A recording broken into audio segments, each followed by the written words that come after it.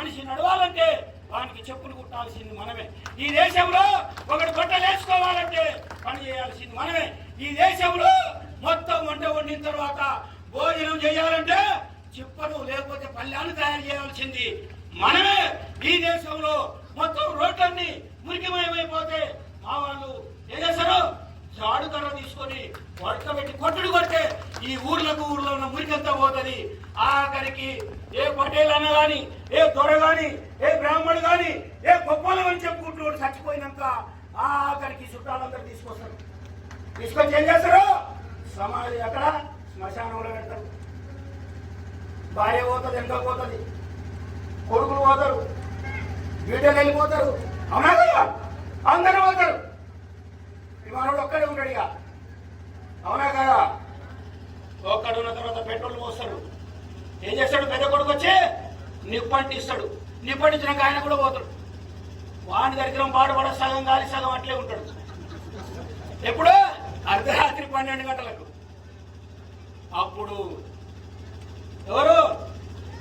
నా జాతి బిడ్డ ఒక మంచి కర్ర తీసుకొని వీరుగా 3 పేగులు వేస్తాడు. లేకపోతే వాడు కూడా వెళ్ళాడు. వేసే శవం కాడిపోతాడు. వీని దరిద్రం మీద మన్నబడే వీడు ఇంకా కాలేదేవురా. మళ్ళా పెట్రోల్ పోసి కర్ర తీసుకొని కొడితే సగం కాలింది. ఎంత కాలింది?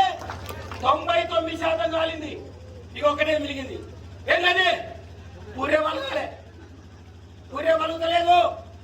వీని దరిద్రం మీద మన్నబడే ఈయన పాపాలు చేసిండ్రా. ఈయన పూరే వలుగుతలేదు. అంతేనా కదా? వాడు ఎంతమంది ప్రాణాలు తీసుండు అని పూరే వలుగుతలేదు. చెప్తున్నా, ఈ రాష్ట్రంలో ఈ దేశంలో ఉన్న అగ్రకులాల అనుకుంటున్నారని చెప్తున్నా. ఆఖరికి మీకు పూరే వలగకపోతే స్వర్గం రాదు. మీరు స్వర్గలోకానికి పోలేరు. మీకు స్వర్గలోకానికి పంపించేది మా ఎస్సీ ఎస్టీ బీసీలో ఉన్న పేగని బిడ్డ. ఏం చేస్తాడు? అదే కర్ర తీసుకొని రాగోలు తీసుకొని పోటు పడిస్తే కాపులు వెళ్ళిపోతారు. తలకాయ కథ అందరూ వెళ్ళిపోతారు. స్వర్గం వచ్చింది రాని. ఈ దేశంలో కాళ్ళు నడిచే కాంచి మొదలు పెడితే స్వర్గారోహణ జరిగేంత వరకు ఈ దేశంలో ప్రతి అడుగున అడుగున నిలబడేటటువంటి వాళ్ళు మా ఎస్సీలు, మా బీసీలు, మా ఎస్టీలు, ఈ నా జాతి బిడ్డలు అనేటటువంటి విషయాన్ని ఈ సందర్భంగా మనం చేస్తున్నాం.